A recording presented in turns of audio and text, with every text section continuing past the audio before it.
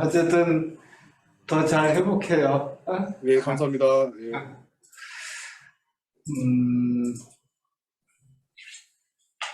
오늘 또 저희가 7시 5분쯤에 시작을 하겠습니다. 아직 들어오신 분들이 많지 않아서 하고, 최혜진 집사는 어디 옮겨 다니면서 하는 것 같고,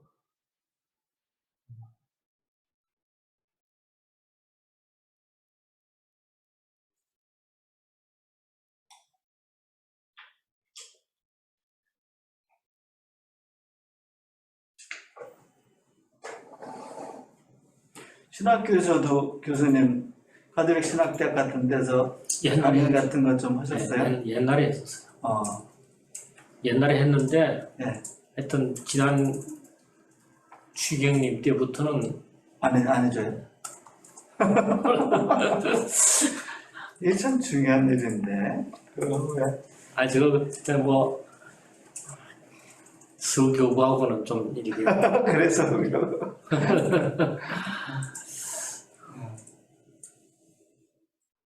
그 인천교구에 지금 주교의 사목장인 누구야? 송용민 신부라고, 송용민. 인천교구, 강화도에 있는 가톨릭 대학에 저 가본 적이 있는데, 거기 떠나서 이제 주교회의 사목장으로 있죠. 송용민 신부라고. 좀 많은 신부. 이영재 권사님, 그러셨고, 어디요? 권사님 반갑습니다. 네, 안녕하세요. 고난주간 시작됐네요. 네. 고난주간 한 개씩 금식하나요? 안 해요? 안 해요? 네, 금요일에만 예배 오고. 금요일만? 금요일에만? 네. 네. 감사합니다. 그래서 꽃 구경은 좀 가셨어요? 어디요? 그 불광천이라도 꽃 구경, 벚꽃. 아유, 못 갔어요. 거기 불광천이 엄청나게 예쁜데. 네. 저희는 목요일날 여기 10층에 있는 딴 분들하고 창경궁 벚꽃놀이 가고 지난번에 그랬어요? 가긴 갔었는데 매화 좀 보고 제대로 벚꽃 보려고. 네. 이세리 사모님은 음성을 꺼놓으셨고 어떻게 애들도 괜찮아요? 코로나? 네. 코로나에서 애들 괜찮아요? 네. 어이구 요새 학교에서 확진자들이 많이 생기는데 다행이네요. 네. 그래서 남 목사님도 잘 있대요? 네. 아유 멀리 아프리카가 있어서 네. 어쨌든 기도하겠습니다.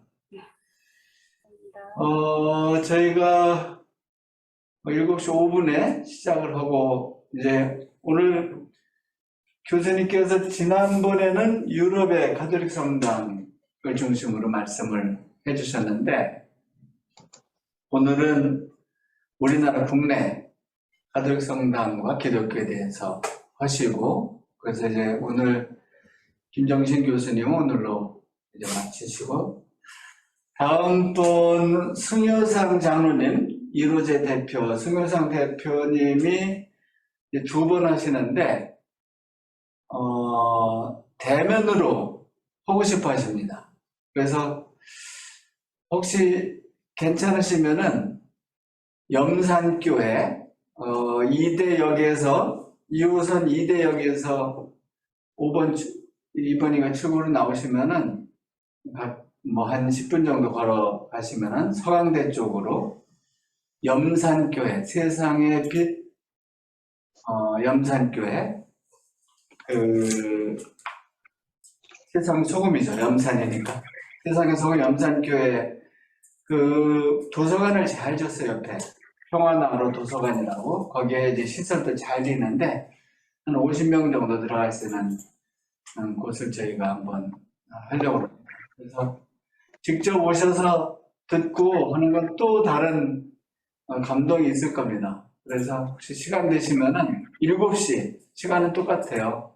7시에 저희가 이제 주소를 다 보냈을 터인데 그 웹자보를 보냈고 그것에서 오시면은 직접 강사하고 대면해서 강연을 들으시고 또 질의도 하시고 물론 뭐 줌으로 다 중계는 하지만 그렇게 하실 수 있는 분은 오시기를 부탁을 드립니다.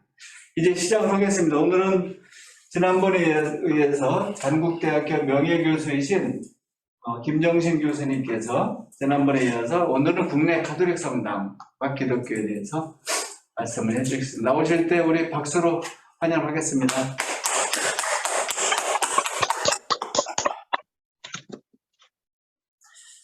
시작할까요? 예. 지난 시간에 너무 많은 양을 짧은 시간에 빠르게 하느라고 전달이 제대로 되었는지 모르겠습니다. 오늘은 한국의 교회 건축을 하기 때문에 조금 일리가 있는 것 같습니다. 그래서 오늘은 좀 천천히 그리고 작품 소개도 좀 제대로 드리도록 하겠습니다. 역사적인 배경을 보면은 그리스도교가 우리나라에 어떻게 전례가 되고 수용되었는가 하는 것을 중국, 일본, 한국을 비교해서 보면은 중국은 명나라 말기에 마테오리치를 비롯한 예수의 선교사들의 에서 들어오게 되고 적응주의적 선교, 다시 말하면 유교를 보완하는 그러한 종교로 해서 들어오게 됩니다. 그래서 중국의 지배계층 사대부들에게 그리스도교가 전파되었고 또 마테오리치는 상당한 그 존경을 받아서 이때부터 이제 시작이 되는데 그 후에 어린원정으로 단죄가 되고 18세기 말부터 또 그리스도교가 쇠퇴하기 시작합니다. 1720년경에는 약 300개의 성당이 중국이 지어졌고 신자 수는 약 30만으로 기록되고 있습니다. 그러나 어린원정으로 단죄된 이후에 100년 동안은 이 그리스도교가 금지됩니다. 그러다가 19세기 후반 다시 부활하였고 로마로부터 단절을 시도해서 중국은 소위 국가의 정치력에 의해서 지배를 받는, 따라서 사제를 교황청에서 임명하는 것이 아니라 국가에서 하는 소위 지금 현재는 실질적으로는 중국의 모든 천주교는 국가 체제에 들어가 있습니다만 따라서 이제 교황청과 중국의 교회 사이에는 어느 정도의 갈등이 있습니다. 일본은 16세기 포르투갈 선교사들에 의해서 지배계층, 즉 다이머들에게 수용되었고 이 비종교적인 이유로 금교를 하게 됩니다. 사실 우리 임진왜란 때 우리나라에 왔던 일본 부자들 중에는 이제 군모, 이 가톨릭 그 선교사들도 있었고 한데요. 250년간 이제 박해를 받아서 19세기 후반에 이제 금거령이 해제된 이후에 부활합니다. 일본은 상당히 혹독한 박해를 받아서 약 한 3만 명의 순교자가 났다고 그러기도 한데 5년 전에 일본의 그리스도교가 있는 나카사키를 중심으로 해서 세계유산에 등재가 되었습니다.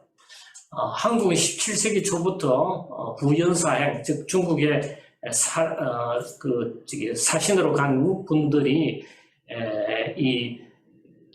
중국에 있는 가톨릭과 접촉하게 됩니다.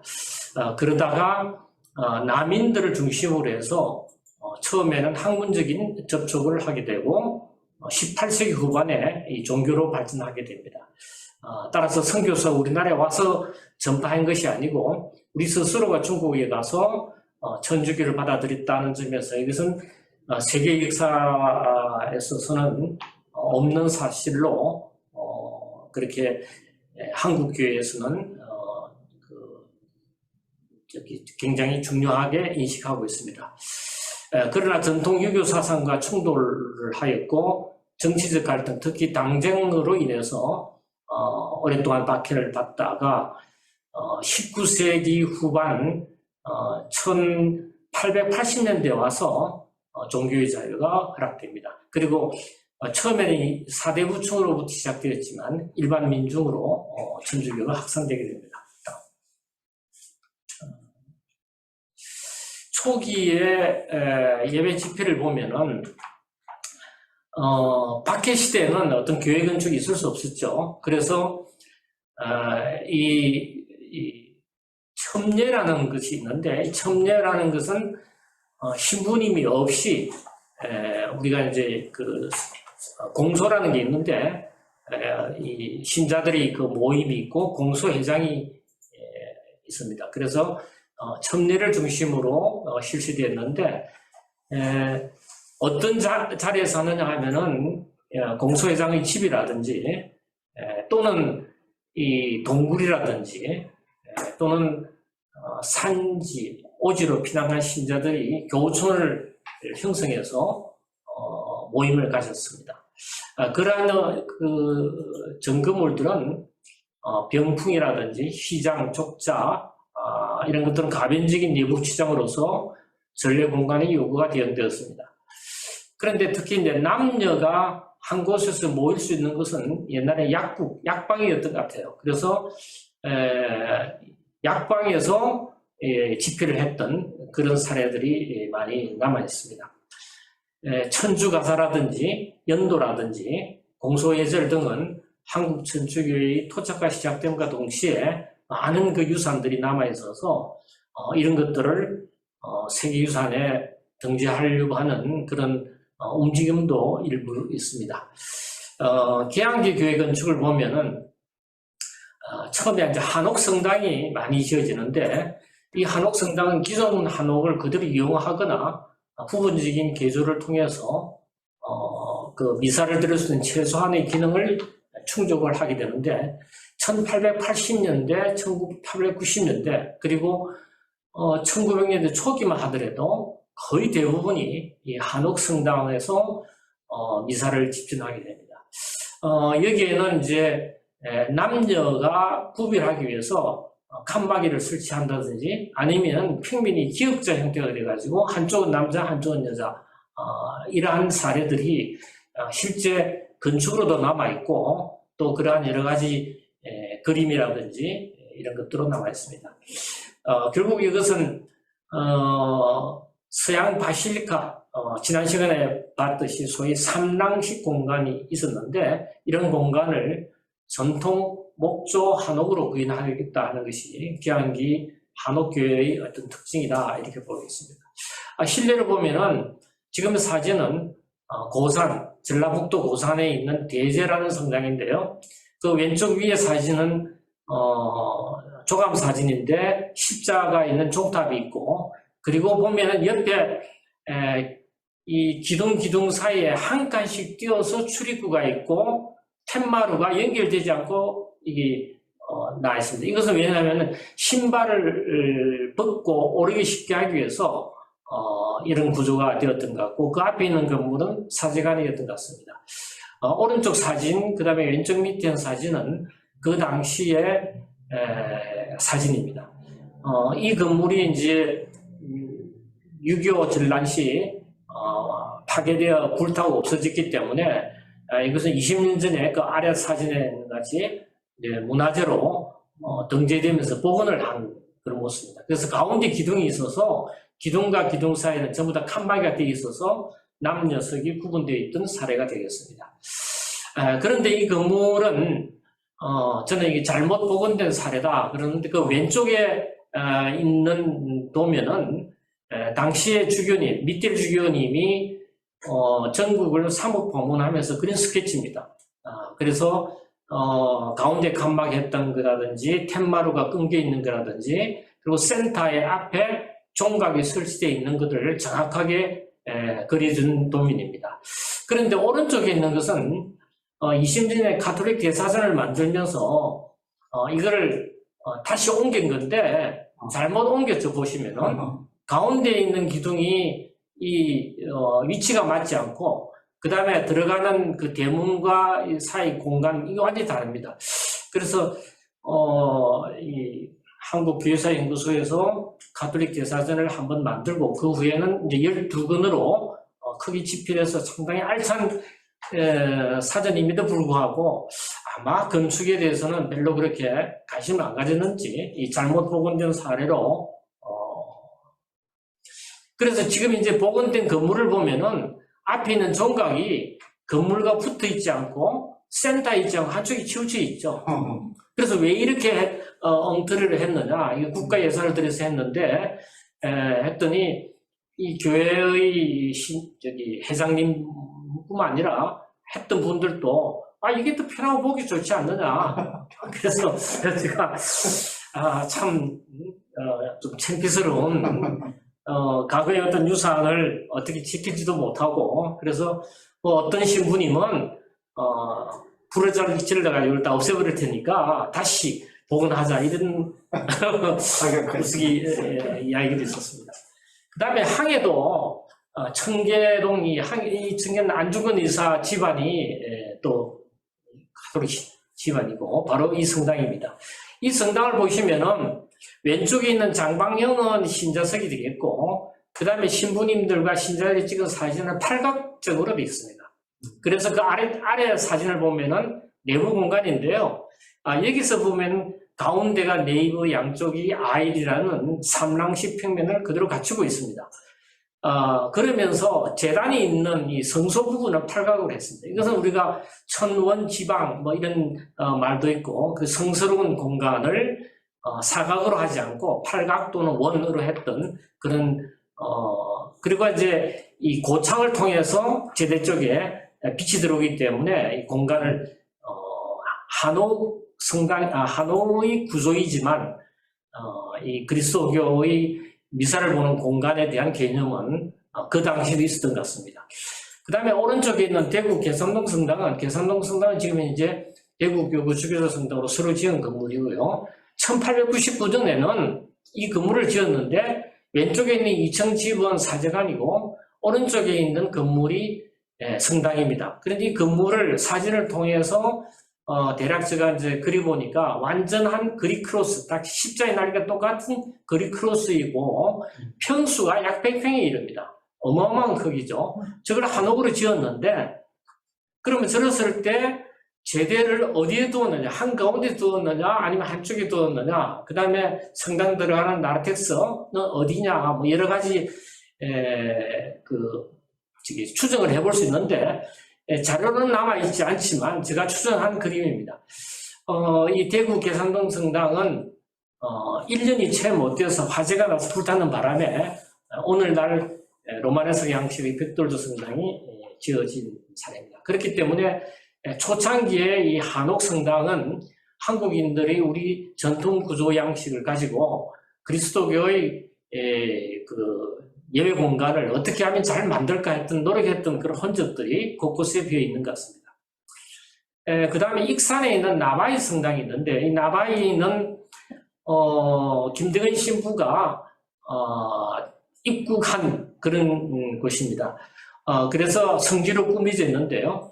이 나바이 성당을 제일 왼쪽 사진에 보면은 처음 만들었을 때의 모습입니다.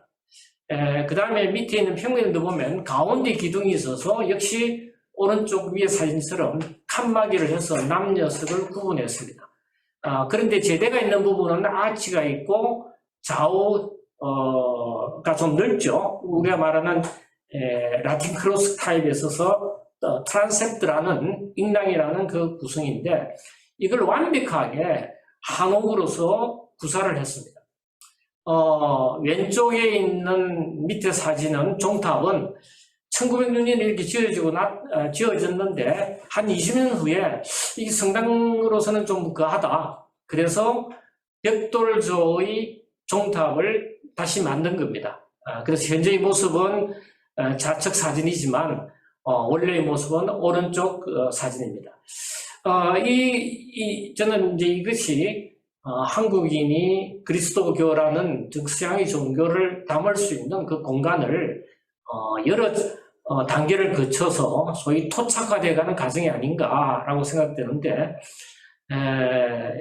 이 남녀석을 구분했다든지 그 다음에 이 신자들이 있는 공간과 그다음에 재단이 있는 공간을 또 구분했다든지 여러 가지 의미를 지니고 있는 것을 이 나바이 성당에서 확인할 수 있습니다. 그 다음에 한옥으로 지어있는 그 성당 건물이 남아있는 게 전국적으로 한 20군데가 되는데요. 여기는 이제 신기성, 전라북도에 있습니다. 신성공소, 신부님이 상주하지 않기 때문에 이제 공소라고 그러는데, 대체적으로 외관을 보면은 이러한 전통 한옥 팔자형 집이고, 내부를 보면은 삼랑식으로 되어 있습니다. 그래서 뚜렷하게 네이버 아이의 구분이 되면서 재단을 제일 저 끄트머리에 두고 있는데, 이 안에서도 1900년대 들어오게 되면은 지역에 따라서는 남녀석을 구분하지 않고 이렇게 칸막이 없어지는 그런 경우를 볼 수 있고요. 그 다음에 우리가 개화기의 서양식 성당 건축을 보면은 제일 먼저 지어져 있는 성당이 약현성당입니다. 이 중림동 서울역 오른쪽에 있는 약현성당인데요. 이 약현성당은 1892년에 위에 있는 사진처럼 지어졌습니다.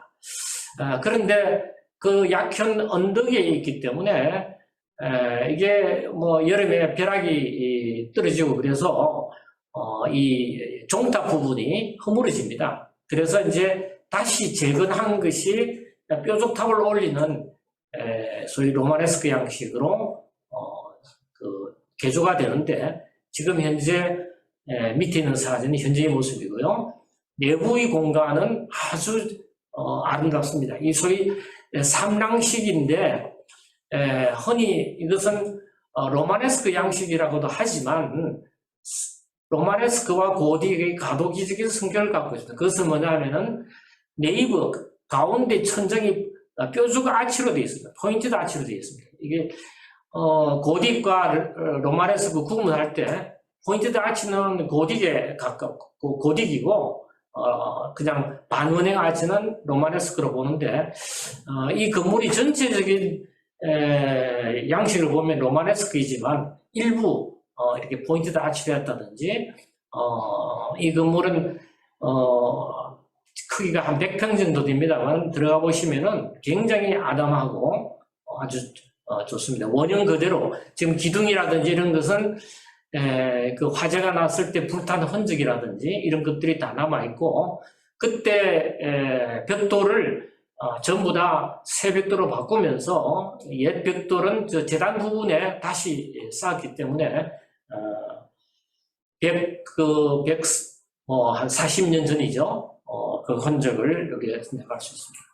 그 다음에 이건 뭐 너무 잘 아시는 명동성당은 1898년에 완공됩니다. 물론 6년 동안의 공사를 통해서 그 유명한 코스트 신부님이 설계를 했고, 뽀아넬 박 신부님이 이제 나중에 부주교까지 오른 분인데, 이 분이 직접 감독해서 지어진 성당입니다. 이 건물을 보면은 북향을 하고 있어요. 북쪽에 종탑이 있는 그런 모습이지만, 이 재단 부분을 뒤쪽에서 바라보면은 고딕 양식의 그 구조를 다 갖고 있습니다. 그래서 유일한 한국에서 순수한 고딕 양식이다. 그러나 어떻게 보면은 서양의 교회 건축사를 보면 이것 역시 로마네스크에 가까운, 또 고딕이라고 이야기는 하지만 고딕이 되려면은 이 플라잉 버트라스라는 게 있어야 되는데 그게 없고, 그 다음에 벽면의 창 면적이 훨씬 넓어야 되는데 그렇지 못한 점이지만, 어쨌든 국내에서는 고딕 양식으로 최고 건물입니다. 그 다음에 사르트르 수녀원이 있는데, 1890년에 명동성당을 짓기 전에 지은 건물인데, 지금 위에 있는 사진을 보면 명동성당, 그리고 지금은 여러 건물이 에워싸고 있지만 오른쪽에 있는 건물이 바로 사르트르 수녀원입니다. 이 수녀원이 먼저 지어지고, 그 다음에 밑에 있는 사진이 옛 주교관입니다. 이 주교관을 건축가 코스트 신부님이 했는데, 이것을 7, 8년 전에 이 주교관을 조금 보수를 하면서 지금은 이제 박물관으로 쓰고 있습니다. 사실 이것 때문에 제가 가톨릭 제가 문화재위원으로 있으면서 이걸 완벽하게 보존하자. 그래서 이제 국가 사적이기 때문에 국가 지원을 받고 했는데 교회 측의 뜻하고 좀 달라서 제가 한 10년간은 좀 교회에 좀 불편한 관계가 있었습니다만 지금 이 모습은 볼 수가 없습니다. 왜냐하면 그 앞부분이 다 가톨릭 새로 지은 해관이 막고 있고 그랬는데 옛 모습인데 그 내부는 물론 칸막이 같은 게 바뀌었습니다만 어쨌든 1890년대 주교관 건물이 그래도 남아있다는. 대구에 가면은 대구 계산선 아까 한옥 그릭 크로스 형태의 한옥 성당이 1년이 못 돼서 불이 나 없어지자 그 다음에는 이제 양옥 성당을 짓게 됩니다. 흔히 이것은 로마네스크 양식의 건물이다. 명동과 다른 점은 명동은 아까 봤듯이 1층 아케드가 있고 그 위에 트리포름이 있고 그 위에 클리어 스토리가 있어서 상당히 이 좌우 벽면에서 천창이 떨어지는 빛이 아주 황홀합니다만은 계산동선은 그렇지 못하죠. 그래서 이제 두툼한 기둥, 두툼한 벽체 이런 것으로 봐서 계산동선은 로마네스크 양식이다 이렇게 할 수 있습니다. 서울에 이제 원효로에 가면은 성심여자 고등학교 그 군위에 이건 신학교였던 채플입니다. 우리 가톨릭 신학교가 원주 부원골에 있다가 옮겨와서 여기에서 신학교가 본격적으로 교육을 하고 그랬죠. 지금은 이제 순회회 소관으로 되어서 그 학교 재단법인에 있습니다만 바로 이 건물입니다.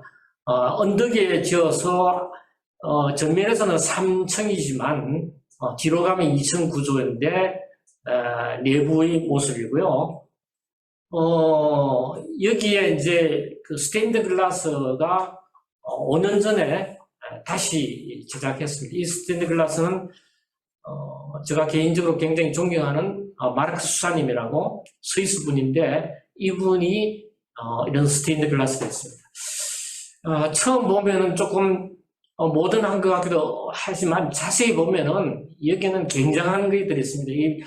이 생유리라는 것은 바깥과 내부와를 서로 소통을 해야 됩니다. 그러니까 완전히 그냥 칼라로 모자이크처럼 하는 것이 아니라 외부의 어떤 빛의 변화 조정, 외부의 풍경을 내부에 어느 정도 들어오면서 또한 이 레드케임이라는 이 살이 납봉으로 하는데 이것으로서 전체적인 그 화면을 구성하는데 정말 좋습니다. 그래서 여기는 그리 큰 채플이 아니지만 신자든 비신자든 이쪽에 발을 놓게 되면은 말이 필요 없습니다. 거의 1시간 동안은 그냥 침묵 속에서 기도하고 나오는 그런 증발성소 공간이어서 한번 여러분들도 시간 나시면은 이거 항상 개방을 하기 때문에 원효로 성당에서 한번 이런 그 스테인드 글라스의 맛을 보시면 되겠습니다.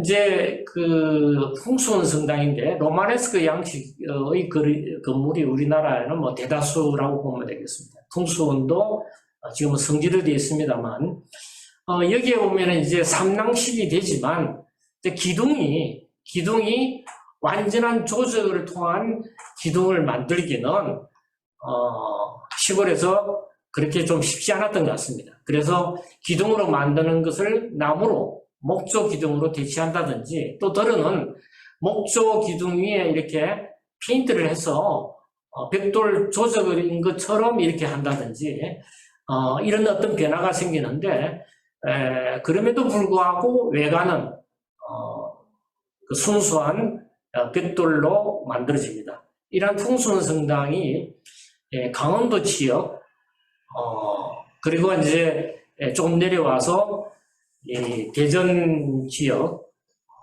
또 경상북도 지역에 옛날에는 이런 종류의 성당, 100평 이하 정도 되는 성당이 굉장히 많았습니다. 지금은 많이 사라졌지만. 그래서 우리 개항기의 교회 건축을 봤고요. 그 다음에 이제 일제강점기에는 어떤 건축이 이제 지어지는가.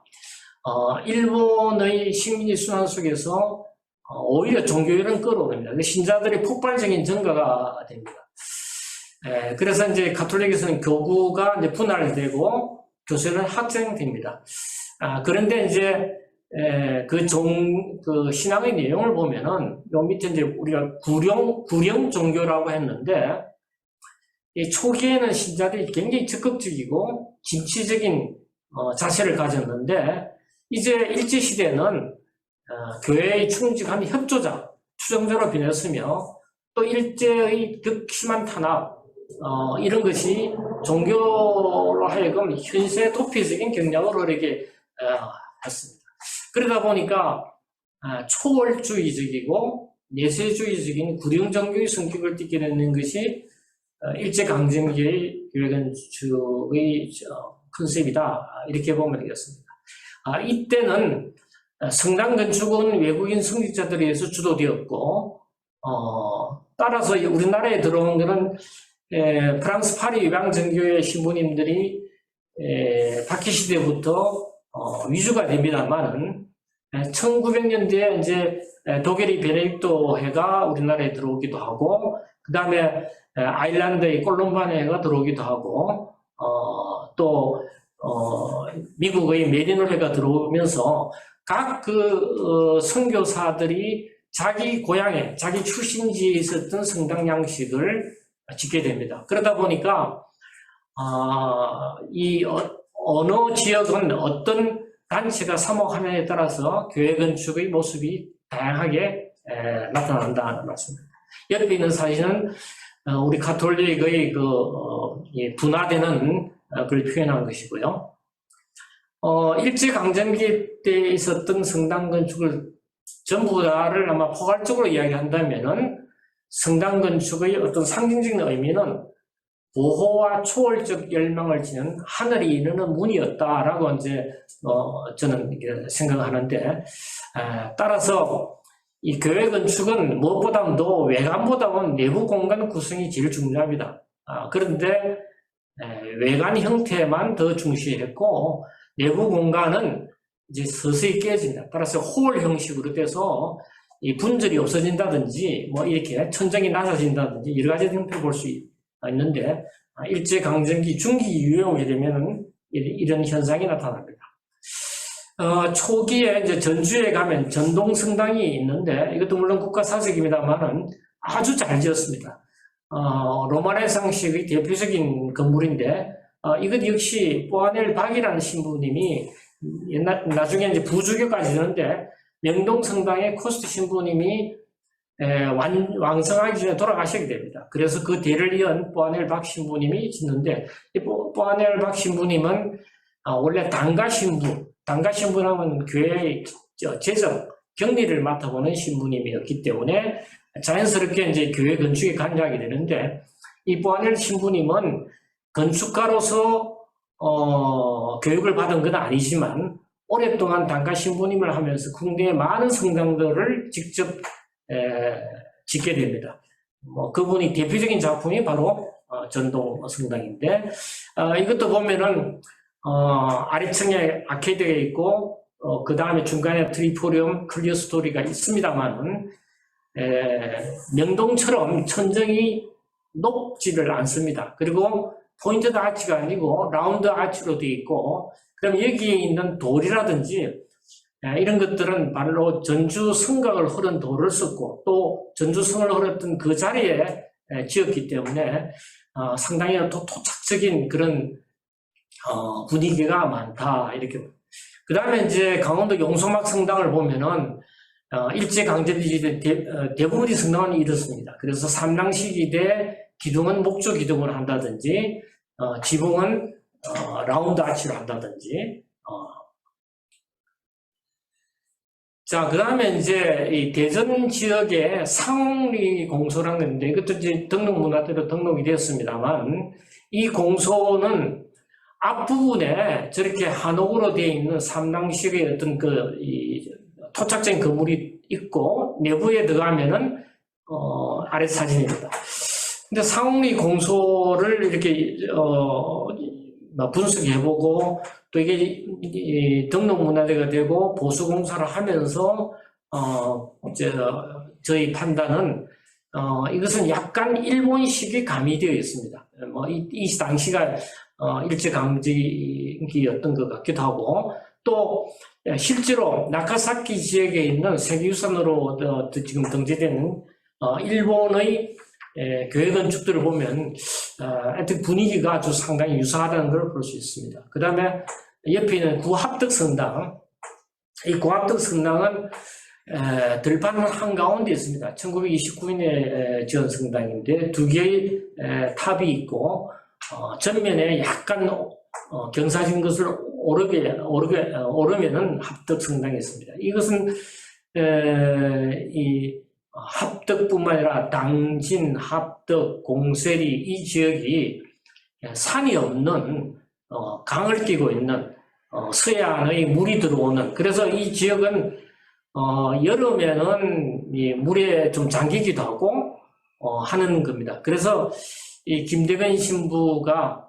뿐만 아니라 우리 이 천주교 교우촌은 대부분이 산간 높은 곳에 교우촌을 짓고 피신했지만 이 당진 지역에는 오히려 산도 없고 늪지대인데도 많은 유적지가 남아 있습니다. 뭐 김대건 신부님이 탄생했다는 솔매도 마찬가지고 구합덕도 가까운 거리였습니다. 이 성당은 내부에서 보면은 삼당식 그리고 제단 구성이라든지 이런 것이 잘 남아 있습니다. 그 다음에 1922년에 이제 안성에 있는 구포동 성당인데요.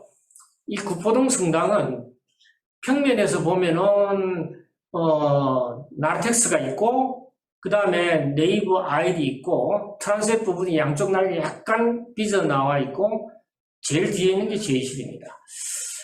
왼쪽 사진을 보면은 1920년에 지어질 당시의 모습입니다. 바로 이게 아까 보아넬 박 신부님이 설계를 해서 지은 성당입니다. 전면에 보면 종탑 같은 것도 없이 들어가는 입구 캐노피가 나와 있는데, 여기에서 주목할 것은 전면에 이제 기둥이 보면은 아래쪽 그 내부 사진에서 기둥이 그대로 올라가지가 않고 기둥이 갔다가 2층 난간에 꺾여서 올라갑니다. 그래서 이제 이 구조적으로 좀 이상하지 않느냐, 왜 이렇게 했느냐, 큰 나무를 못 구했어야 됐느냐, 뭐 여러 가지 억측이 있고, 또 이 구조 문제에 대해서 이제 문화재가 되고 나서 보수할 때 제가 자문도 하고 했습니다만, 이것은 뭐냐면 2층 부분에 신자석으로 쓰고 있습니다. 그 신자석을 넓게 하기 위해서 기둥을 약간 앞으로 돌출해서 지었고요. 그 다음에 왼쪽 사진은 지어질 당시 모습인데, 그 후에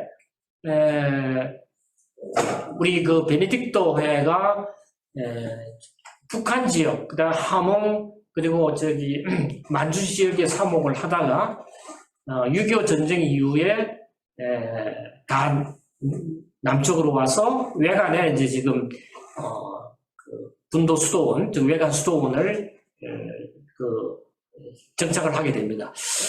그러면서 그때 있었던 장인이 그 벽면을 저렇게 나무로 저렇게 그 후에 한 겁니다. 그 다음에 공세리 성당은 또 재미있는 일화가 있는데, 바깥 형태 내부 공간을 보면은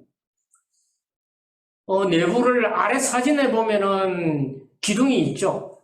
기둥이 있는데 윗 사진은 기둥이 없어요. 그래서 이 건물이 이 문화재가 될 당시에는 윗 사진입니다. 기둥이 없어요. 기둥이 잘린 거죠. 근데 기둥이 잘리는데 건물은 무너지지 않습니다.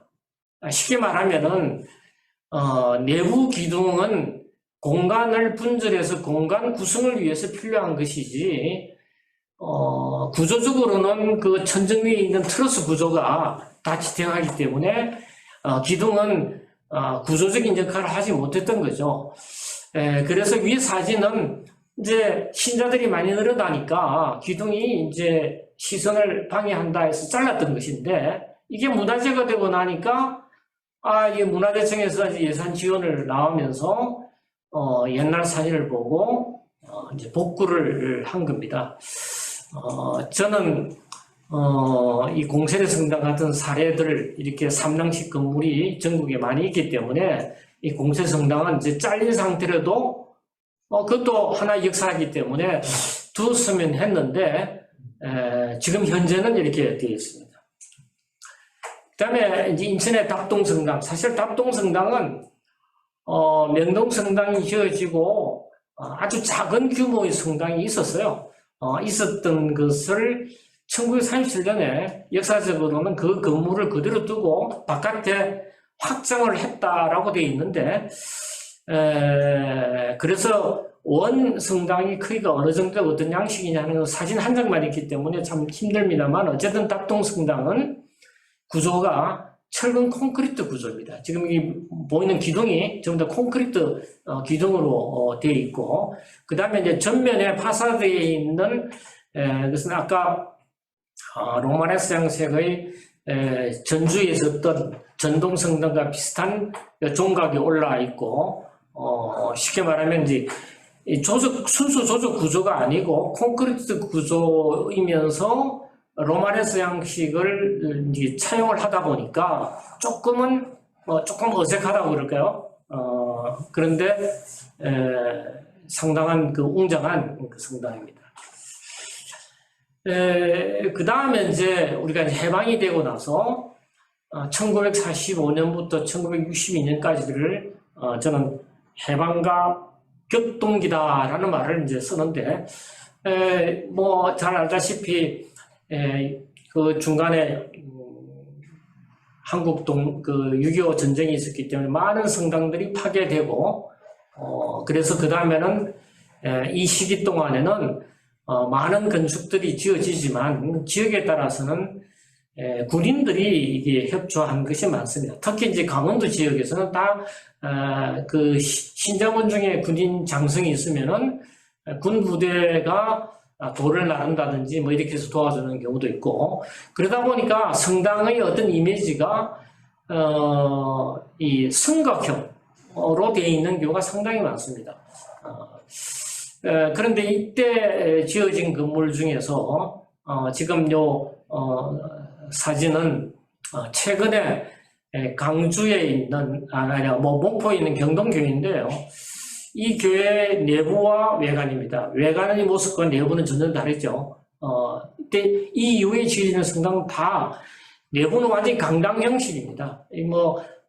가톨릭이나 기신교나 구분 없듯이 넓은 그냥 강당이고, 바깥은 가톨릭의 경우는 그래도 버트레스가 있다든지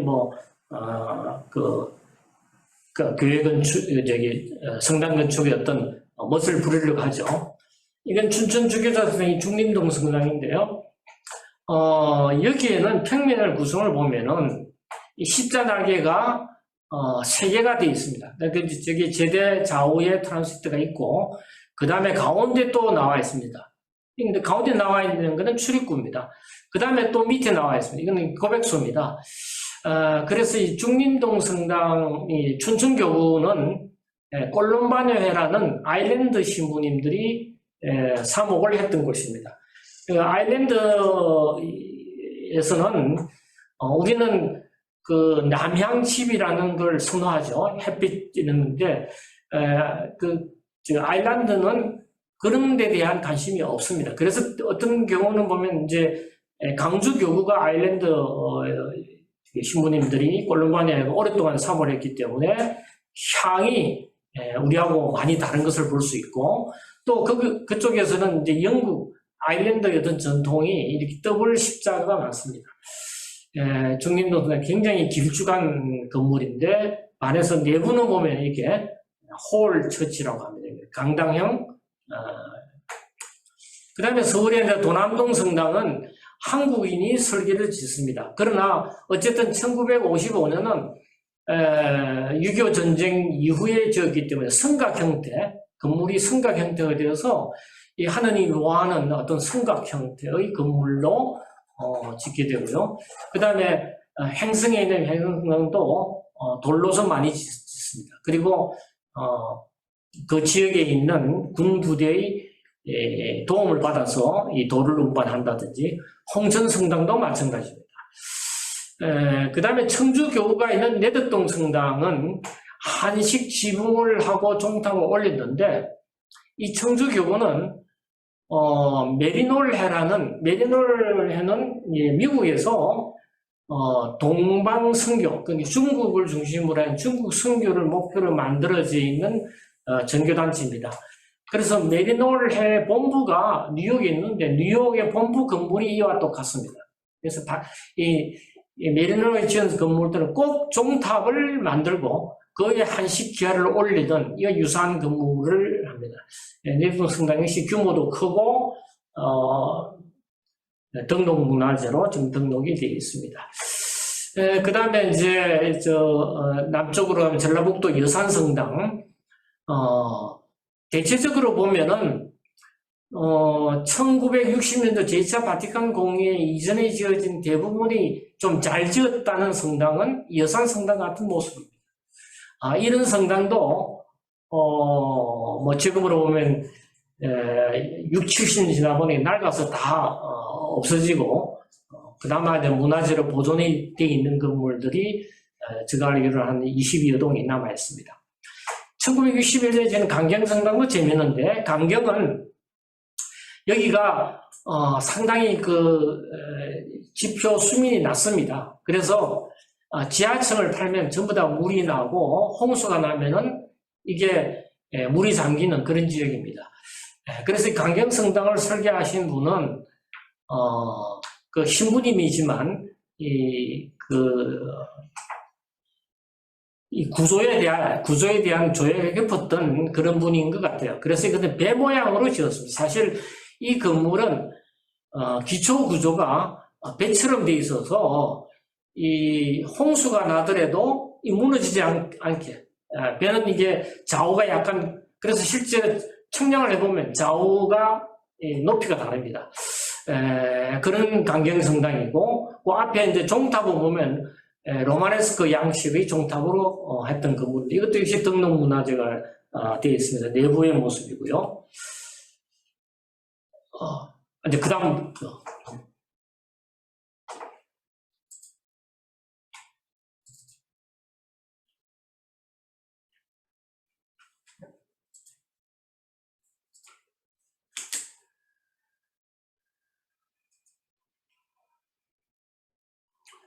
오늘은 좀 시간이 좁지 않고 할 수 있을 것 같습니다. 이제 근대 지향적인 계획은죠. 1962년에 이제 제2차 바티칸 공예를 아마 여러분 잘 아시겠지만 가톨릭에서는 바티칸 공예가 굉장한 그 의미를 지니고 있습니다. 우리나라도 역시 1960년대 오게 되면은 교회 건축 여러 모습들이 이제 바뀌게 되는데요. 여기에는 60년대 초반기와는 독일인 신부 알빈 신부의 작업이 아주 주목을 끌고 있습니다. 이 제2차 바티칸 공의의 전례 정신이 1962년부터 65년 생긴 바티칸 공의에 의해서 전례 헌장에서 결정됩니다만 유럽에서는 독일, 벨기에에서는 이미 1930년대부터 제2차 바티칸 공의의 정신을 가지고서 미사를 드린다든지 교회 건축에 영향을 줍니다.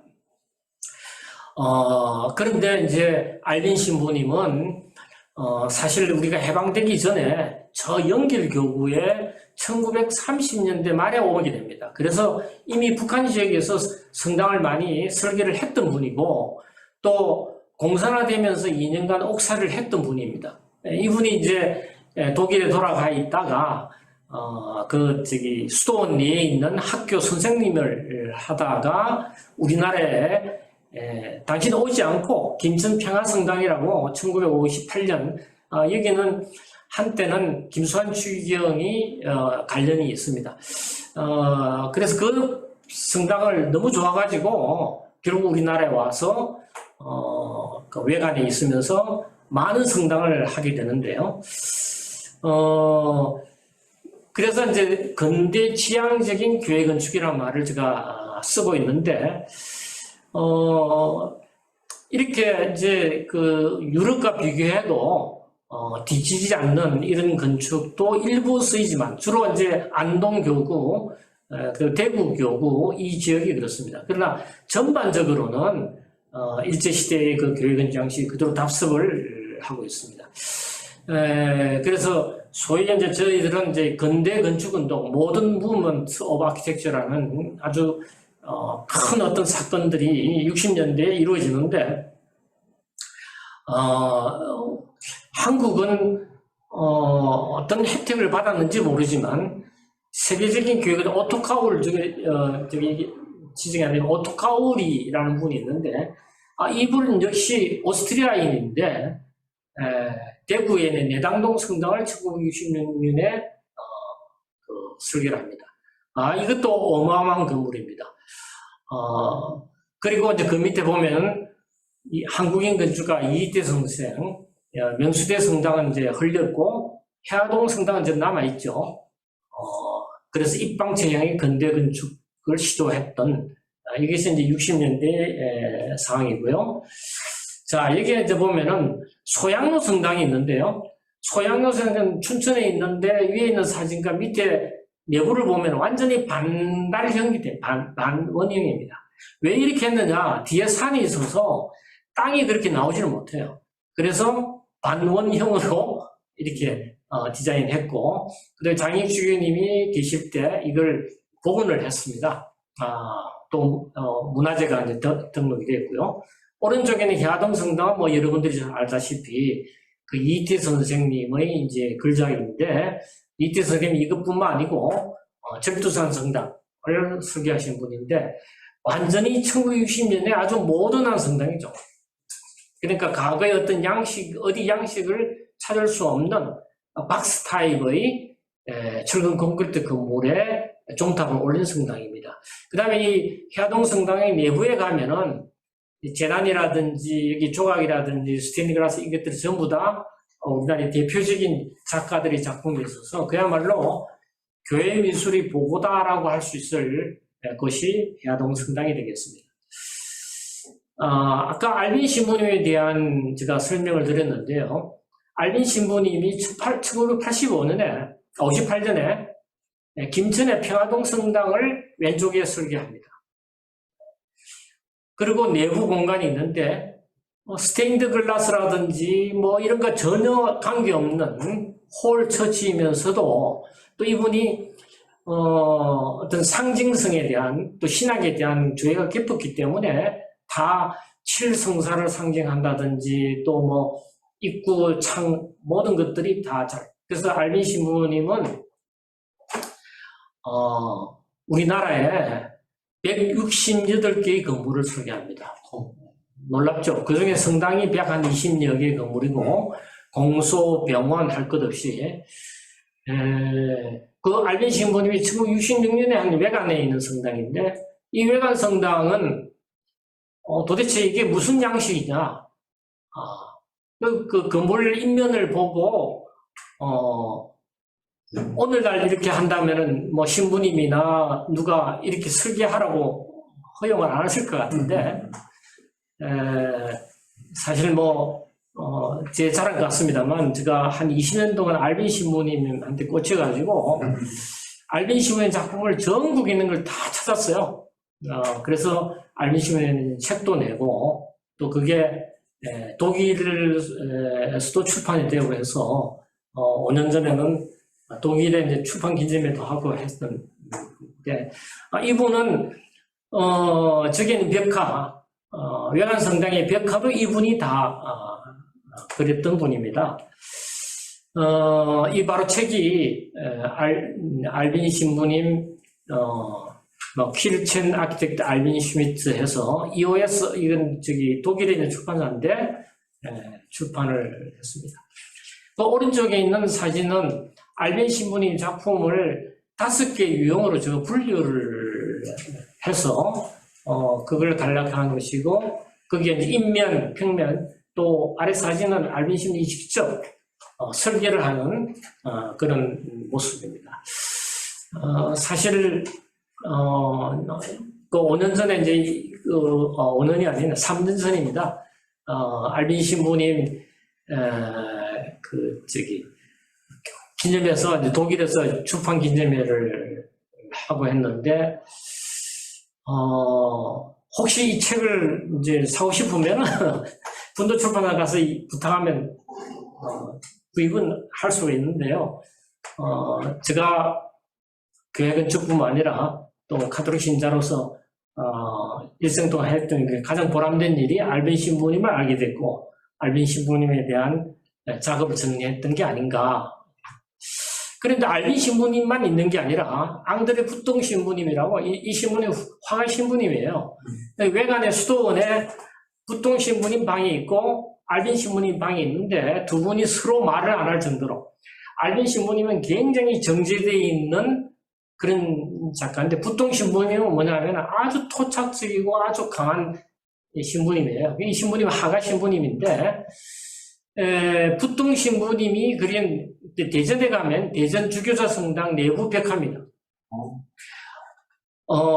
그래서 알빈 신부님이 처음에는 이제 설계를 해서 지으면은 그 안에 벽화도 당신이 그렸는데 알빈 신부님이 작업을 많이 할 때는 1년에 12개의 건물을 설계합니다. 그러니까 당신이 지은 성당에 벽화를 그릴 시간이 없습니다. 설계하도록 바빠가지고. 그러니까 부통 신부님이 대신 가서 벽화를 그립니다. 자, 1960년대 상황을 보면요. 제대로 된 물감도 없고, 봉헌하는 그런 것도 없습니다. 그러니까 그냥 페인트, 수성 페인트 가지고 다 그렸습니다. 이게 한 50년 지나니까 지워지고 하니까, 신자들이 미술 선생이라고 해서 그거에 덧칠하고 해가지고 다 망쳐놔 버렸어요. 네. 그래서 부통 신부님이 그려놓은 그 벽화를 제가 한 50여 건을 찾았는데, 이 부통 신부에 대한 책을 내야 되겠다. 그렇게 하는데, 분도 출판사에서 안 받아줘요. 팔리지도 않을 책을 뭐 하느냐. 그래서 제가 이제 저 개인적으로 하려고 그러는데, 아직은 돈이 좀 모자랐지만, 부통 신부님에 대한 책이 언젠가 나오게 될 겁니다. 이거는 지금 현재 대전 주교자 성당에 이 그림들이 있었는데 이게 사제가 바뀌고 나니까 정신사납대 성당이 이게 뭐냐 이거 다 지워버렸어요. 지워버리고 앞에 2개만 남아 있었는데 이걸 최근에 복원을 한 겁니다. 그래서 그 복원한 화가가 저한테 연락 와서 이거 복원하겠다 그래서 절대 복원하지 마라. 어떻게 당신이 그대로 복원할 수 있느냐? 사진 보고 복원할 수 있느냐? 그랬더니 복원을 해놨어요. 정말 이거 처분이 없는 일이죠. 그러면은 원 그림과 복원한 그림 뭐가 다르냐?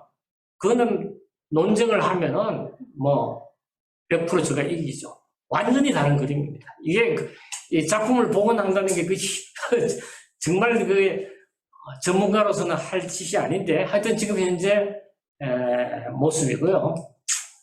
자, 대구 내당동 성당이 1960년에 오토카울이라는 오스트리아 건축가가 했습니다. 이 내당동 성당을 보시면은 이것도 제가 나오면은 막 흥분해가지고 이게 그 밑에 평면도가 있고 지금 위에 있는 외관은 그대로 있습니다. 그런데 이제 왼쪽 사진을 보면은 한가운데 지대가 있습니다. 그리고 지대 주변을 신자석이 에워싸고 있고요.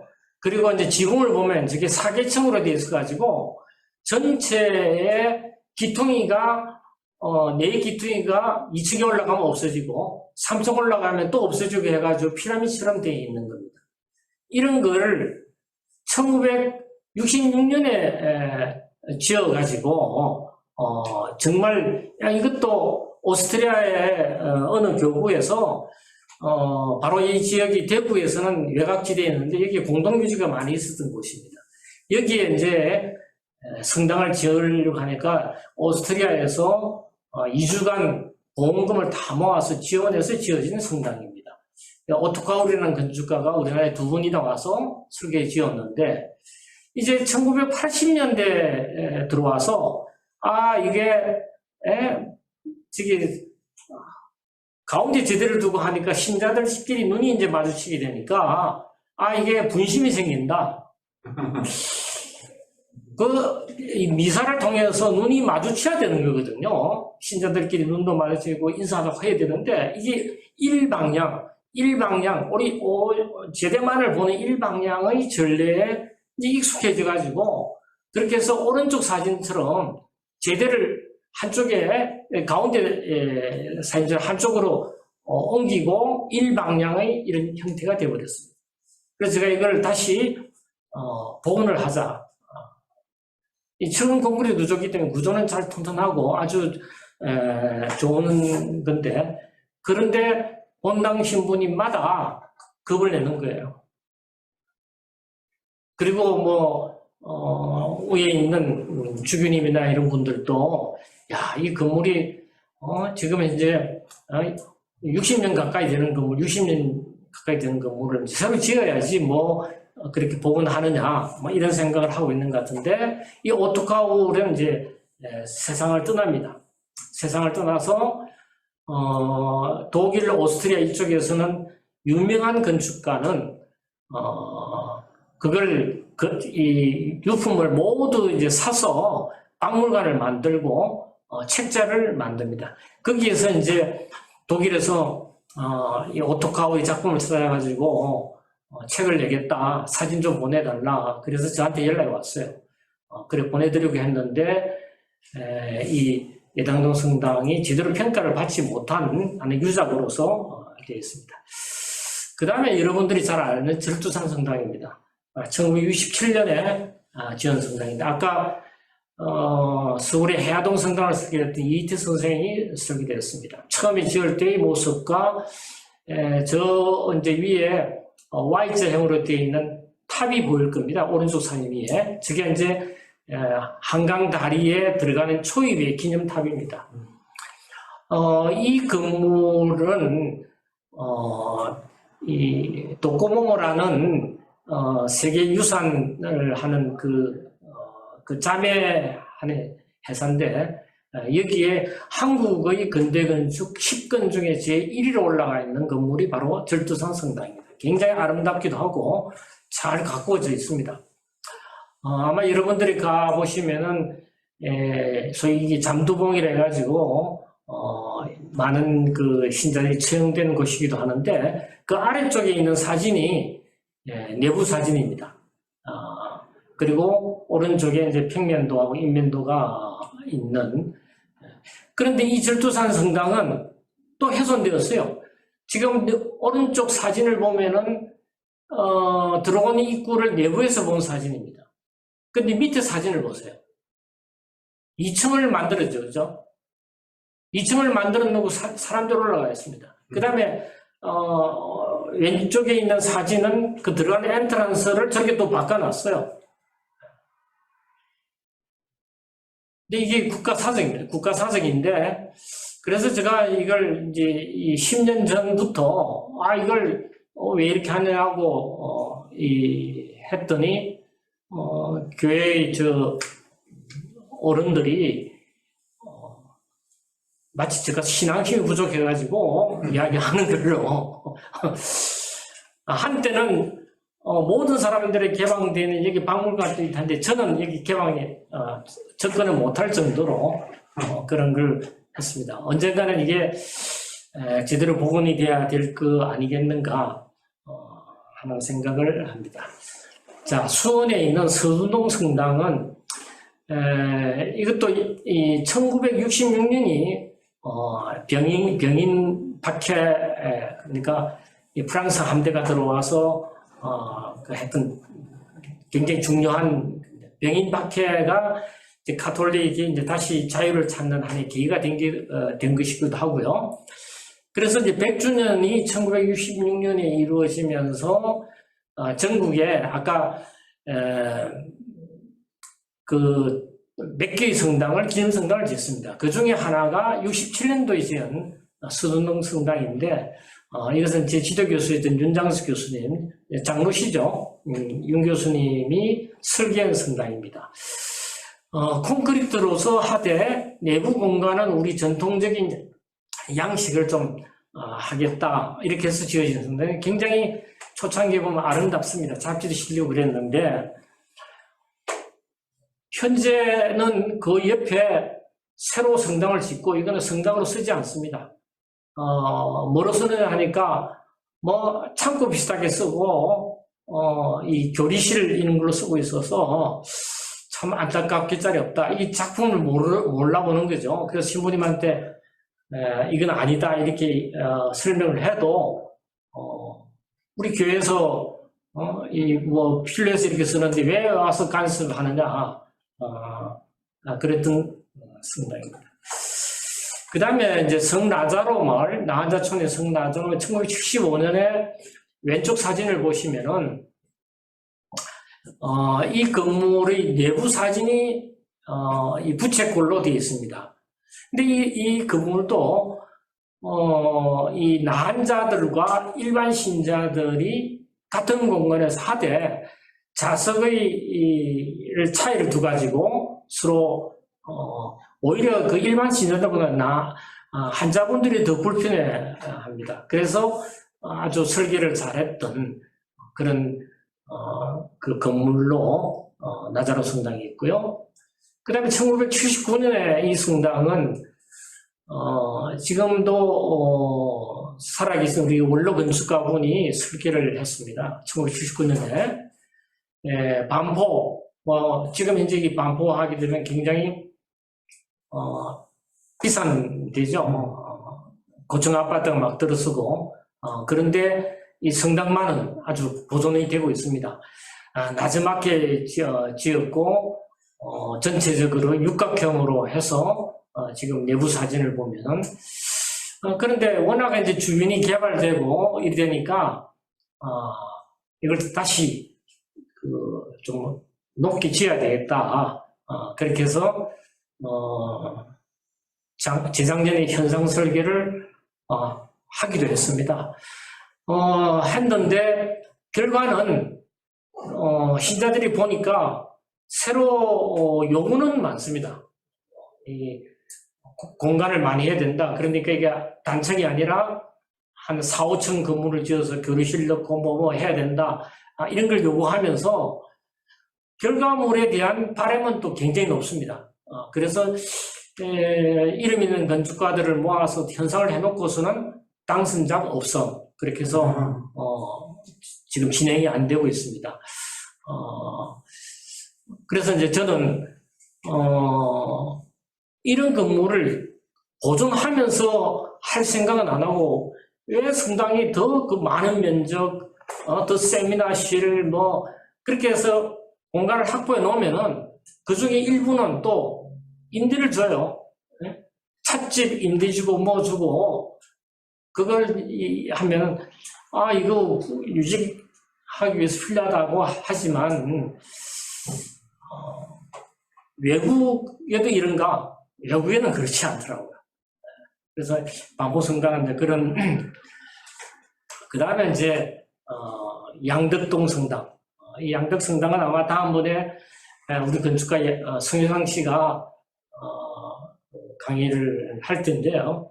이것은 그 성효상 씨가 있었던 공간사의 주인이었던 김수근 건축가가 했습니다. 그리고 이거 지어질 당시는 성효상 건축가가 이걸 아마 담당을 했던 것 같아요. 그래서 현장 감리를 하고 이래가지고 이때 이 성당 주임 신부가 오스트리아인이었는데 그 후에 성효상 씨를 초청을 해서 오스트리아 유학도 갔다 오고 그래서 아마 성효상 씨는 굉장히 애착이 가는 건물일 것 같습니다.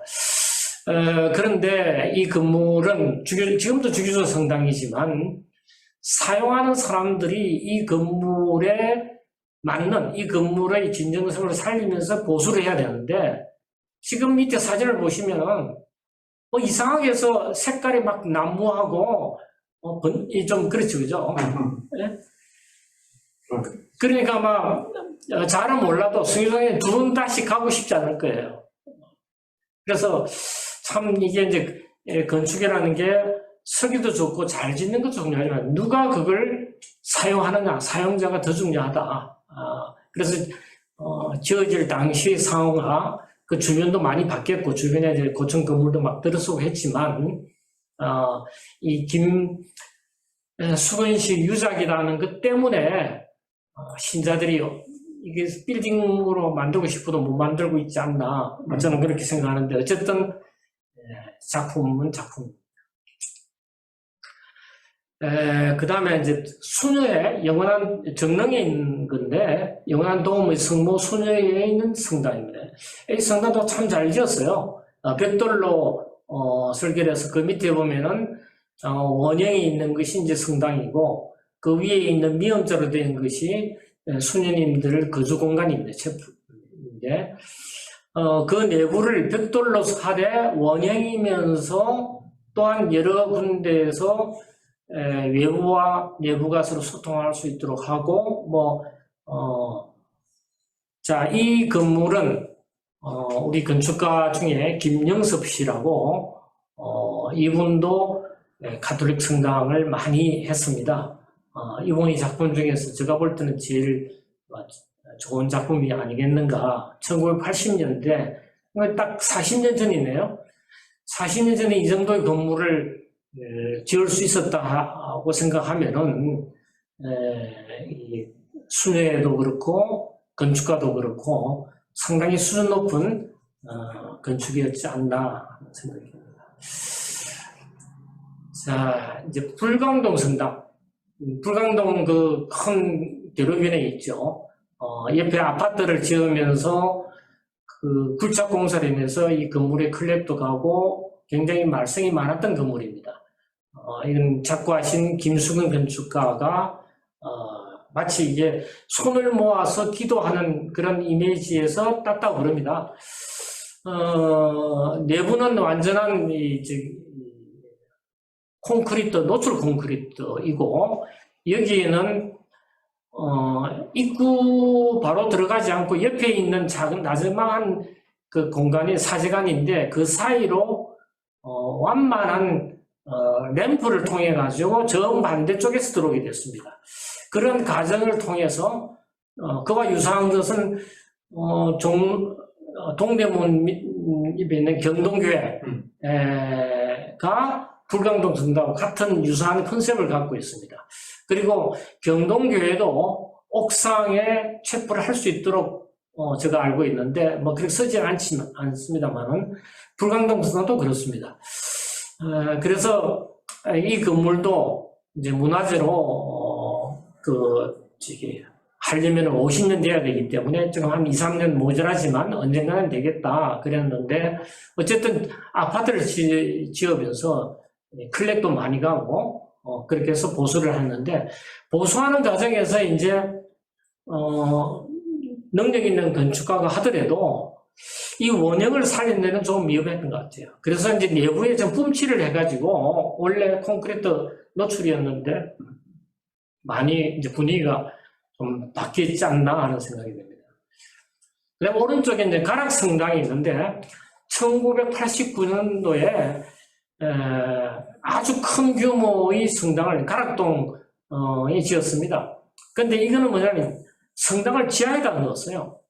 그래서 지금 니은자로 있는 건물이 있고 마당이 있는 마당 지하에 약 2,500석 되는 거대한 성당을 집어넣었습니다. 그래서 그 건축가와 이것을 담당했던 그 신부님이 굉장히 그때 지을 당시 신부님은 아주 젊었을 때인데 아주 열심히 그리고 신자들이 적극적인 활동을 통해서 기금도 마련하고 있었습니다. 사실 제가 이 성당 옛날에 있던 집이 가까이 있어서 이 성당에서 제가 영세도 받고 그래서 건축을 많이 하는데 자 이렇게 이제 짓고 나서 조울이라 봤는데 이제 이렇게 지하로 넣다 보니까 이 환기 문제라든지 이런 게 제대로 되지 않고 내부가 확 뚫려 있기 때문에 그래서 할머니들이 미사 시간에 조금만 시간이 오버되면은 못 견딥니다. 그래서 기침도 하고 쓰러지는 분도 생기고 그런 문제들 발생해서 그 후에 다시 이제 공조 시스템을 바꾸고 해도 한계가 됩니다. 그리고 자연 채광이 들어온 게 하나도 없습니다. 그래서 인공 조명 가지고 하고 하는 것들이 1989년도에는 아주 좋은 성당으로 했지만 지금은 또 다른 게 아니겠는가 그런 생각을 하고요. 그 다음에 이제 왼쪽에 있는 신천동 성당, 잠실의 신천동 성당 아까 정릉 순영원 그걸 설계하신 분이 했는데 그 아래 사진을 보면은 콘크리트, 노출 콘크리트를 가지고 내부 공간을 구성했습니다. 그리고 바깥 아주 잘 돼 있죠. 건축적으로 잘 돼 있다고 생각하는데 가보면은 신자들은 불만이 많아요. 오른쪽에 있는 세남도 성당은 잘 알겠지만 우리 그 외국인 순교자들이 나왔던 성당이 바로 여기고 한강대교를 건너서 오다 보면은 있죠. 여기. 그 내부에 있는 거는 우리 한옥을 콘크리트로 재현한 것인데 이것도 이 건축가가 우리 전통 건축을 좀 잘못했는지 쉽게 말하면 기둥이 대들보를 받치고 대들보가 도리 위에서 습갈이 이렇게 되는데 그 체급 슬라브가 구조고 슬라브에 습갈이 붙어 있고 거기에 경사보가 붙어 있는 왜냐하면 철근 콘크리트 구조니까 굳이 이런 목 구조의 체계를 맞출 필요가 없거든요. 그래서 안에 보면 이상합니다. 근데 제가 이게 이상하다라고 설명해도 신자들은 그걸 이해 못하죠. 뭐 이 좋은 성당을 와서 잘못됐다고 헛듣느냐. 자, 그래서 이제 1994년에 이제 고산 성당, 고산 대제 성당인데 아까 그 한옥으로 지은 대제 공소가 이제 그 성당으로 거기서 좀 떨어진 곳에 성당이 지었는데 이건 제가 설계했습니다. 이게 보면 어딘가 모르게 종탑이 좀 높다고 보이시죠?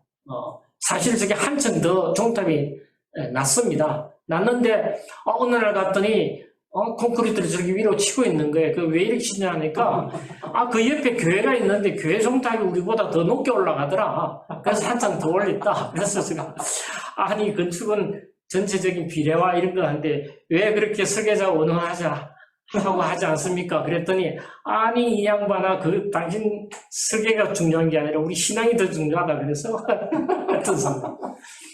그 다음에 오른쪽 성당은 또 석촌동에 있는 성당입니다. 석촌성당인데 이 석촌성당은 땅이 400평 되지 않아가지고 여기에 2000석짜리 성전을 넣고 그 다음에 옆에 이제 띄어져 있는 부분이 사제관하고 수녀원입니다. 그런데 이제 그 재단 부분이 위에 보면은 벽화를 그렸죠. 저 부분이 왜 그러냐 하면은 이 건축법에 의하면 건물과 건물 사이에 이 높이에 따라서 띄우게 되어 있습니다. 그래서 이제 저 재단 부분은 천정을 높게 올릴 수가 없어요. 그래서 위에 보이는 바와 같이 경사로 내려오는 게 됩니다. 저 아치가 있는 그 옆에 그 아치 시작되는 부분에서 선이 지금 보일등 말통할 텐데 그 부분에서부터 지붕이 경사지붕입니다. 그래서 그걸 컴프레스하기 위해서 벽화를 그려가지고 십자가 대신에 이렇게 했던 저로서는 95년대가 상당히 젊었을 때 아주 심의를 기울였던 건데 그 후에 신부님 바뀌면서 벽화를 다 지워버렸어요. 우리 가톨릭의 화가 신부인 조광호 신부님이 했는 건물인데도 지워버렸어요. 그 설계자나 작가 이야기도 하지 않고 지워버렸어요. 어느 날 가니까 전혀 딴 성당이 되어 있었어요. 자, 200주년 이후, 200주년 이후에 이제 성당 건축의 새로운 경향이 이제 나오는데, 제가 이번 이 텍스트북에 했기 때문에 제2차 바티칸 공의의 건축적 의제를 1965년 이후에 우리나라에서는 50년간 지내왔지만 제가 볼 때는 그 정신을 제대로 이해를 하고 구현한 것은 드물었다. 뭐 그렇게 이제 좀 생각합니다. 그래서 이제 대희년 이후에 지어진 성당을 보도록 하겠습니다. 2002년에 강릉에 있는 초당 성당입니다. 좀 특이하죠? 밑에 있는 배치도를 보면은 거의 원형에 가깝습니다. 그 다음에 제대에 있고 십자가가 있고 여기서 본 사진이 있는데 혹시 여러분이 이제 강릉에 가시면은 한번 방문해 보시기 바랍니다. 건축계에서는 굉장히 평가하는 건물인데 이 건축하는 건축비가 너무 많이 들었다. 그래서 이 돌아가신 장희주교님이 계실 때는 바로 사제가는 이 길 건너편에 있는데 거기에 많은 소나무들을 하나도 베지 않고 건물을 지었어요. 그런데 그러다 보니까 그 건물에 막 엉달지고 곰팡이 피고 뭐 이래가지고 어느 사제마다 실패작이다라고 하고 있고 이제 건축가나 예술가들은 정말 각광을 합니다. 그래서 젊은 건축학도들 가면 꼭 여기 가서 사진 찍는 코스가 되어 있고요. 그 다음에 평택에 송년성당이 있는데 이것 역시 제가 설계를 했는데 2004년도에 설계를 해서 이 가톨릭 대상을 받았던 작품입니다.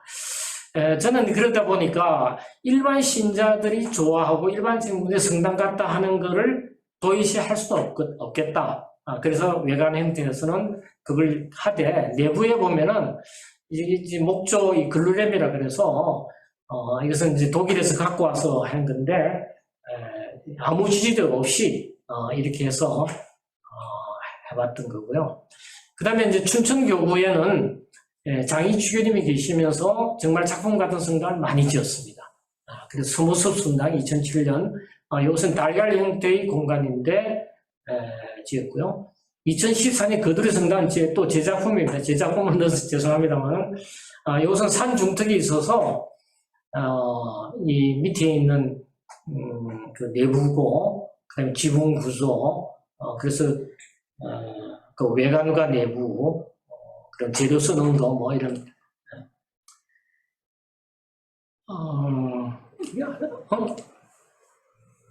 마지막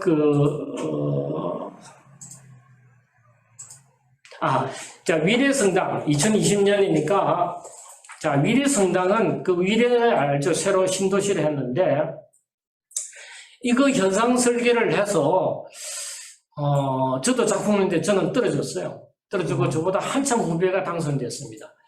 그래서 저는 제 작품이 되는 걸 확신했는데 그 젊은 신예의 작품을 채택을 해서 아니 뭐 그래도 그럴 수 있겠지 하고 갔는데 지금 이게 위례성당입니다.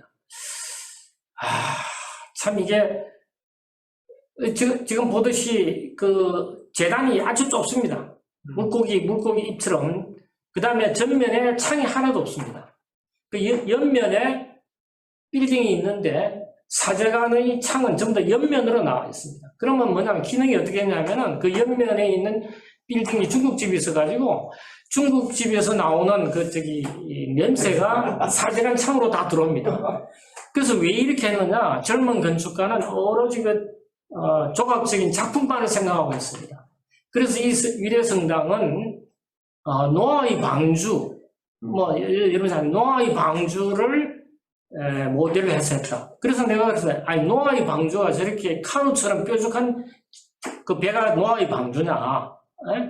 아니, 무식하기 짝이 없다. 자, 지금 이래서, 재단 위에는, 어떤 행사 때는 많은 신부님이 올라와서 미사를 보게 됩니다. 그걸 못하게 돼 있고 뾰족하게 돼 있고 그 다음에 주변에 자연이 참 좋은데 전부 다 창을 다 막아버렸습니다. 그래서 최근에 더 한 이야기는 이제 완공된 지 2년 됐는데 제대되어 있는 찢어진 창 때문에 빛이 들어와서 여기에 이제 최정기 교수라는 유명한 작가의 십자고상이 그래 십자고상이 이게 안 보이는 거죠. 완전히 엉달이 돼가지고 그래서 이걸 바꾸겠다 뭐 이래서 제가 주임 신부님한테 어떻게 현상 설계를 하면 전문가가 나와서 설명을 듣고 심사를 해야지 어떻게 신자들이 인기 투표해가지고 저렇게 했느냐. 그래서 이제 가면요, 이게 잘못됐다는 이야기를 아무도 하지 않습니다. 자기들이. 그래서 제가 이제 물어보죠. 하면은 대답을 못해요. 여기 좀 내가 하양동 성당 2020년에 했는데 이제 요즘에 짓는 성당은 이렇게 내부 공간의 이 네이버 아일머 구브릇이 강당 형태로 되는 게 대표적인 것 같습니다. 그래서 우리 가톨 성당의 약 한 150년의 역사를 요약해서 말씀드렸습니다. 예, 감사합니다. 예. 두 번에 걸쳐서 귀한 강연해 주신 교수님께 우선 박수를 드리고요. 한 5분 남았는데 지난번과 오늘 주로 이제 지난번이 유럽의 가톨릭 성당, 오늘은 이제 우리나라. 사실은 제가 교수님이 쓴 책을 보니까 엄청나게 많은 성당을 설계를 하셨는데 오늘은 몇 개밖에 소개를 안 하셨는데 혹시 질문이 있으시면은 질문을 하시죠. 어떤 이야기도.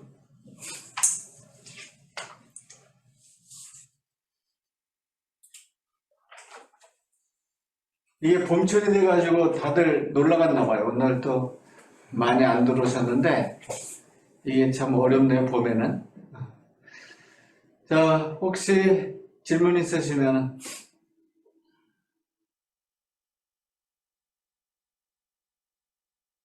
질문을 잘하는 주혜주 교수님. 네. 네. 안녕하세요. 오늘도 좋은 강의 너무 감사드리고요. 그냥 이거는 오프 더 레코드인데 그나마 그래도 가톨릭 성당은 최근에 짓는다 하더라도 저희 개신교보다는 그래도 좀 분위기가 낫지 않나 싶은 생각이 들어서 속상하고요. 그냥 이거는 오늘 말씀하신 거하고 직접 연관되진 않는 건데 저희가 이제 그 유럽의 프라하라든가 뭐 이렇게 이제 성당에 가보면 이 내부에 너무 이 장식품들이랑 이런 게 많아가지고요. 오히려 기도가 잘 안 되고 이렇게 뭐라 그럴까 조금 정신이 사납다 그러나 우리말로 말하면 그것도 어떤 시대의 풍조인지 그런 거를 한번 교수님께서 내부죠. 그러니까 내부에 보면 너무 장식이 많아가지고 좀 정신이 혼란스러운데 저로서는 예, 그런 게 시대적인 트렌드든지 뭐 나름대로의 어떤 신앙의 그런 거를 담고 있는지 궁금해서 질문 드렸습니다. 예, 지난번에 그 유럽 성당을 보여드리면서 이제 후반기에 20세기에 지어진 성당들하고 그 다음에 오래된 성당들을 보면은 우리는 성당을 짓는데 한 2, 3년 계획 세우고 한 2, 3년 짓고 해서 5년 안에 다 끝나지만 유럽의 성당들을 보면은 수백 년에 걸쳐서 짓게 됩니다. 그래서 아마 한국 관광객들이 가서 보는 성당들은 거의 다 보면 한 역사가 5, 600년 되죠. 그러면 이제 소위 그 많은 역사의 표 속에서 많은 봉헌을 한다든지 또 오늘 유럽 성당들을 보면은 큰 성당들은 대부분이 그 성당 안에 제대가 많이 있습니다. 이 측면에도 보면 다 제단이거든요. 제단이 있고 거기에는 순교자의 그 유물들을 한 파트씩 전시를 한다든지 무덤도 있기도 하기 때문에 그런 다양한 것들이 이제 있는 거고 현대 교회를 보면 지난번에 이제 보여드렸습니다. 현대 교회를 보면 굉장히 심플하게 하는 성당이 많고 우리가 생각할 때는 유럽은 이제 교회 건축에 이제 막을 내리지 않느냐라고 생각할지는 모르지만 그래도 교회가 가지는 역할이 있는 것 같습니다. 그러니까 주일 미사에 참여하고 주일에 예배를 보고 이런 그 루틴한 거는 많이 줄었다 할지라도 그래도 중요한 시기에 어떤 고통받고 이럴 때는 성당을 찾아서 기도한다든지 하는 그 정신적인 고향은 유럽이 우리보다 더 높지 않나. 그래서 현대 교회들이 의외로 많은데 우리가 이제 관광 가이드나 이런 데서는 현대 교회를 모르기 때문에 그런데요. 저 책 보시고 한번 찾아가 보면 정말 감동을 주는 경우가 많습니다. 네, 네, 감사합니다. 어차피 마무리를 하셔야 되겠네요. 두 번에 걸쳐서 하시면서 끝으로 교수님 하고 싶으신 말씀 예. 뭐 저는 앞으로 뭐 한 10년, 20년 더 활동을 할 수 있을지 모르지만, 사실, 지난 1980년부터, 그때 제가 영세를 받았기 때문에, 지금까지 한 40년간 전국에 있는 이제 문화재, 또 성당, 교회도 상당한 많은 것을 답사하고 기록을 하고 했습니다. 그래서 책도 지금 한 8권을 냈는데, 앞으로 한 2권 정도 더 내서, 알려지지 않은 그런 유산들을 좀 이렇게 발표도 좀 하고, 그런데 역시 건축은요, 직접 보지 않고서 사진이 가지고는 안 됩니다. 그래서 좀 수고스럽더라도 직접 가서 보고 확인하고, 또 가능하면은 거기서 이루어지는 전례, 미사면 미사, 전례에 참석을 해봐야, 그 건물이 가지는 의미라는 이런 것을 찾아갈 수 있기 때문에, 여러분들은 거기에 대한 관심이 어떤 부분도 더 많으시기 때문에 앞으로 그런 기회를 많이 가졌으면 좋겠고요. 그리고 이제 지난 몇 년 동안은 그러지 못했지만 저는 매년 한 30-40명 이래가지고 그 유럽 이주의 대부분이 이제 교회 성당인데 투어를 하고 있습니다. 올해는 아마 9월이나 10월 달에 갈 예정으로 있는데, 뭐 기회가 되면 그래도 한번 참석해 주시면, 네. 굉장히 도움이 될 것 같고요. 하여튼 이런 기회를 이 교회에서 만들어가지고 한다는 게 상당히 보기 좋은 것 같습니다. 감사합니다. 네, 고맙습니다. 수고에 걸쳐서 정말 열정적으로 우리한테 귀한 말씀을 전해주신 교수님께 감사를 드리면서, 앞으로 이제 2번 남았거든요. 2번 남았는데, 2번은 아까 초두에 말씀드린 대로 대면으로, 숭유산 건축가 이로재 대표이신데, 우리 교수님 1년 후배십니다. 같이 공부하셨고, 잘하는 건축가인데, 대흥동에 있는 세상의 소금, 염산, 염이 이제 소금이 염자잖아. 염산교회에 평화나루 도서관이라고 교회 왼쪽에 잘 지은 도서관이 있는데 거기서 다음 주 월요일 날 시간 똑같습니다. 7시. 그 다음 주 7시에서 이제 2번 걸쳐서 활동인데 어쨌든 직접 오실 수 있는 분들은 오시고 오실 수 없는 분들은 또 줌으로 그렇게 강의를 들으시기 바랍니다. 오늘 참여해주신 여러분께 감사드리고 코로나 막바진 같은데 모두 안전하고 이 봄도 잘 즐기시면서 또 이번 주간은 고난주간인데 십자가 은총이 여러분 모두에게 충만하시기를 기원합니다. 마치겠습니다. 고맙습니다. 고맙습니다. 고맙습니다.